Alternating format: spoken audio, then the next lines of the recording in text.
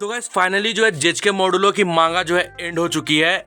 यानी कि जो अभी लास्ट चैप्टर जो भी आया था ना, चैप्टर 25, हाँ ये जो है जेजेके मॉडुलो की एंडिंग थी और ऑफिशियली इसी के साथ जो जेजेके की मांगा जो है मॉडुलो की वो खत्म होती है। अब देखो इसकी एंडिंग से ना बहुत सारे फैंस बहुत ज्यादा अनसेटिस्फाइड और बहुत ज्यादा कंफ्यूज भी, आखिर जो इसकी एंडिंग के अंदर में हुआ क्या है कि इसकी जो एंडिंग है ना बहुत ज्यादा रस्ट लग रही थी। जिस तरह की एंडिंग जो हमें जेजेके के अंदर में देखने को मिलती है, जहाँ पे उसकी भी एंडिंग को जो गेगे ने कुछ ज्यादा ही रस्ट कर दिया था। लेकिन खैर अब कर ही क्या सकते हैं भाई, गेगे की तुम्हें हरकतें पता ही है कि उसे जो इस तरह की चीजें करना जो कितना ज्यादा यहाँ पे पसंद है और सेम पैटर्न इसे जेजेके मांगा के अंदर में भी जो रिपीट करी है। इसी वजह से मुझे ये चीजें देखकर हैरानी भी नहीं हुई, लेकिन हाँ स्टिल अभी भी जो ये एंडिंग है ना ये बहुत सारे लोगों को आखिर कंफ्यूज करती है। तो चलो आज की इस वीडियो के अंदर में जो हम इसके बारे में बात करते हैं। इसके अंदर मैं तुम्हें जो जेजेके मॉडुलो की जो एंडिंग है वो जो एक्सप्लेन करूंगा, साथ ही इसके साथ कुछ ऐसी चीजें मैं यहाँ तुम्हें बताऊँ जो कि तुमने यहाँ पे मिस कर दी थी कुछ डिटेल्स को। और इसके अलावा जो है बढ़ते हैं बिना किसी देरी के बकवास किए वीडियो के अंदर में, जहाँ पे सबसे हम पहले बात करने वाले हैं कि आखिर जेजेके मॉडुलो की एंडिंग जो है क्या है। तो जैसा कि तुम्हें पता हो कि लास्ट चैप्टर जो जेजेके मॉडुलो का आया था उसके अंदर में हमने जो है मारू और सुरुगी के बीच की बैटल्स देखी थी। यहाँ पे सुरुगी जो है कोलैप्स कर जाता है मारू को स्पेयर करके, और इसके बाद फिर हम देखते हैं कि मारू जो अपनी पावर्स को यूज करता है और पता नहीं कैसे भाई वो जो यूजी तदोरी से मिल लेता है। इसके बाद फिर वो लोग जो है अपना प्लान यहाँ पे डिस्कस करते हैं कि आखिर कैसे जो है वो कर्स एनर्जी को यहाँ पे जो है एग्जिस्टेंस से रिमूव करने वाले हैं। और फिर इसके बीच में यहाँ पे लंबी चौड़ी यूजी और मारू के बीच एक कन्वर्सेशन होती है जो कि मैं तुम्हें इस वीडियो के अंदर एक्सप्लेन नहीं करने वाला, वो बहुत ज्यादा बोरिंग है। तो अगर साफ सीधा शब्दों में तुम्हें बताओ ना कि आखिर यूजी और मारू के बीच की जो लंबी चौड़ी कन्वर्सेशन थी उसका मतलब क्या था। मारू और महितो की टेक्निक जिसे जो है यहाँ पे यूजी ने कुत्तों की तरह मारा था उसकी टेक्निक को मिला करके जो है वो लोग यहाँ पे यूटा की रिंग और साथ ही जो स्पेसिफिक जो इसमें एलियंस आए थे उस स्पेसिफिक को कंबाइन करेंगे, और वो लोग जो है फ्यूचर के अंदर में आने वाले जितने भी ह्यूमंस और सिमुलियंस है ना उनके जेनेटिक्स को यहाँ पे चेंज करेंगे, जिसकी वजह से वो लोग जो कर्स एनर्जी को बिल्कुल भी जो है प्रोड्यूस नहीं करेंगे और धीरे धीरे इसी तरीके से जो है कर्स एनर्जी का एग्जिस्टेंस जो है जेजेके वर्ल्ड के अंदर से जो खत्म हो जाएगा। और इस चीज के लिए उन्हें जो है सोल की एक बहुत ही अच्छी खासी अंडरस्टैंडिंग होनी चाहिए थी। इसी वजह से हम यहाँ पे देखते भी हैं कि यूजी जो है यहाँ पे मारू को यूकी की जो बुक है जिसे जो यहाँ पे चोसे ने यूजी को दी थी वो बुक जो उसे देते जिसके अंदर में सोल्स के बारे में जो बहुत सारी इन्फॉर्मेशन लिखी हुई थी, इसी का यूज करके जो यहाँ पे मारू है ना वो यहाँ पे सारे ह्यूमंस और सारे सिमुलियंस के अंदर से जो कर्स एनर्जी को रिमूव कर देता है जो कि फ्यूचर के अंदर में जो है पैदा होने वाले हैं, और वो करंटली जितने भी बंदे हैं उनकी कर्स एनर्जी को जो है छोड़ देता है ताकि जो है वर्ल्ड के अंदर इम्बैलेंस क्रिएट ना हो। तो सिंपल सीधा बात है कि जो यहाँ पे मारू ने यहाँ पे कांड करना इसकी वजह से जो कर्स एनर्जी जो कि ह्यूमंस के जो नेगेटिव इमोशंस है उससे क्रिएट हो रही थी अब वो जो है क्रिएट होना बंद हो जाएगी और कर्स एनर्जी का जो एग्जिस्टेंस है वो हमेशा के लिए खत्म हो जाएगा। और साथ ही जो है हम यहाँ पे ये भी देखते हैं कि जो डाबुरा और महारा के बीच की जो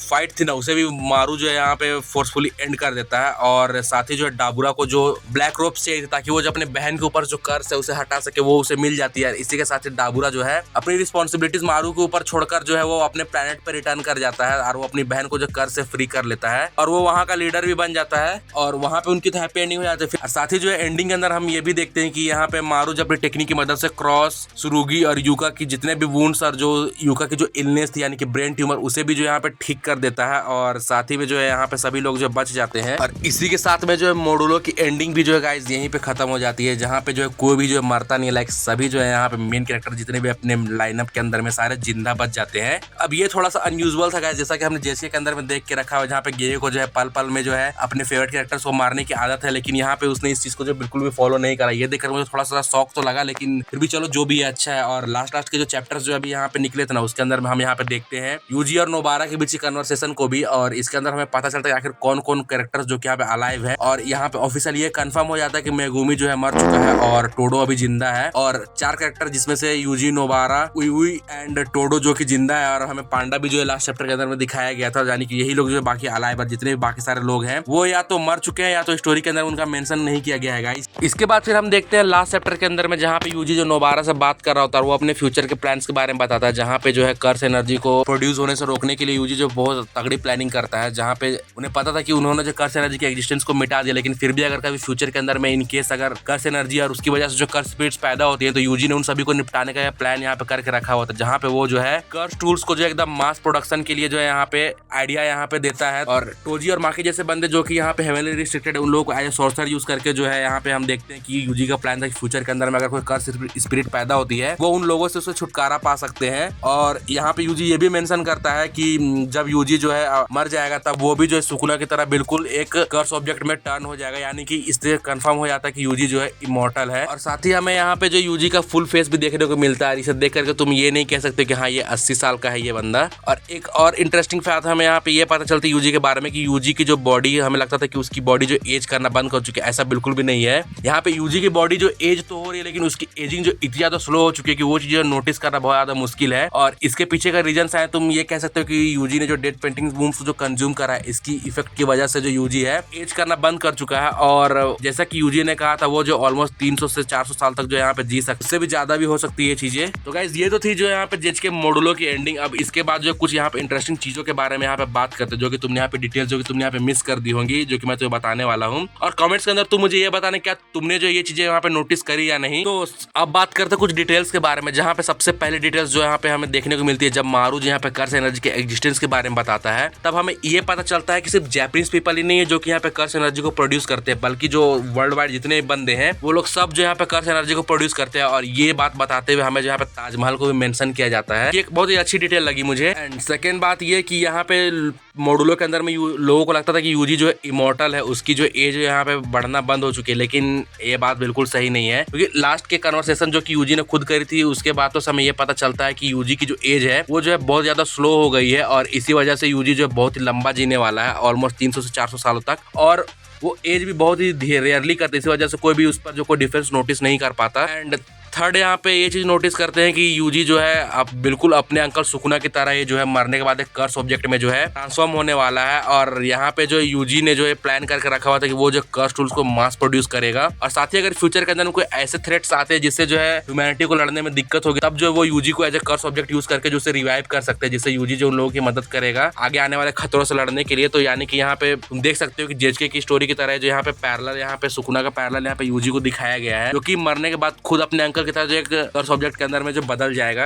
एंड चौथी डिटेल ये है कि गेगेन यहाँ पे बहुत ज्यादा स्मार्टली जो जेचके और जेचके मोडुलो की स्टोरी को ना पैरेलल रखा हुआ है, जहाँ पे तुम देख सकते हो कि जेचके की स्टोरी की शुरुआत जो यूजी के साथ में थी, जहाँ पे उसने जो है सुकुना के फिंगर को खाकर जो कर्सेस के साइकिल को जो स्टार्ट करा था। और जेचके मोडुलो के अंदर में यूजी जो है अपने आप को कर्स ऑब्जेक्ट में जो है टर्न करके यही से साइकिल को जो है एंड कर चुका है। और फाइनली हम देखते हैं कि जेचके मोडुलो के अंदर में यूकी का जो ड्रीम था, जिसके अंदर में वो जो है पूरे वर्ल्ड को जो कर्सेस से जो फ्री करना चाहती थी, तो वो जो है फाइनली उसकी विश पूरी होती है। यूजी ने चोसो की विश को भी जो है पूरी किया, जहाँ पे वो जो है मूविंग फॉरवर्ड आगे बढ़कर जो है उन चीजों को कर रहा है जो कि